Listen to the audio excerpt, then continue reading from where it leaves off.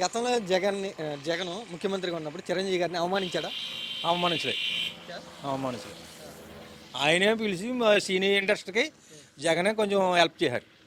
ఉం. అప్పుడు చిరంజీవి గారు నమస్కారం పెట్టారు. బాలకృష్ణ రాలేదు అప్పుడు పొత్తులోకి. చిరంజీవిలు వీళ్ళందరూ కూడా వచ్చినోళ్ళే. మహేష్ బాబు కానీ ప్రభాస్ కానీ వీళ్ళందరూ వచ్చినోళ్ళే. మరి అప్పుడు ఎందుకని పవన్ కళ్యాణ్ అలా అన్నారు? అప్పుడు ఎందుకని మా అన్నయ్యని అవమానించారు? లేకపోతే సినిమా వాళ్ళని నడిపించాడు గేట్ కాడి నుంచి ఇంట్లోకి, అలా చేయకూడదు. జగన్ నడిపించారు కదా మరి. జగన్ నడిపించారు వీళ్ళు అదే గేట్ కానిచ్చి. అదే ఏంటంటే ఆయనకి సీట్లు రాలేదు కాబట్టి ఆయన నడిపించడం వాస్తవం చూపించారు. ఆయన ముఖ్యమంత్రిగా ఉన్నప్పుడు సినిమా వాళ్ళని గేట్ కాడి నుంచి గుమ్మం దాకా నడిపించుకున్నాడు, డైరెక్ట్గా ఇంట్లోకి రానివ్వలేదు. జగన్ అప్పట్లో పవన్ కళ్యాణ్ విమర్శించారు కదా, మా అన్నయ్య చేత దండం పెట్టించుకున్నారు. లేదు లేదు, అలాగే ఏం చేయించలేదు. జగన్ అహంకారం. అంతే, అది జగన్ అది ఏం లేదు. జగన్ బాగానే చూసారండి ఆయన కూడా.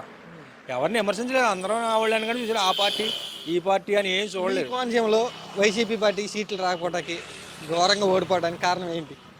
అదైతే మనకు తెలియదు కానీ నిజంగా అయితే మాత్రం అందరూ కూడా జగన్కి వేసామన్న వాళ్ళే తప్ప రెండో ఓడు కూడా దీనికి వేసామని అనలేదు.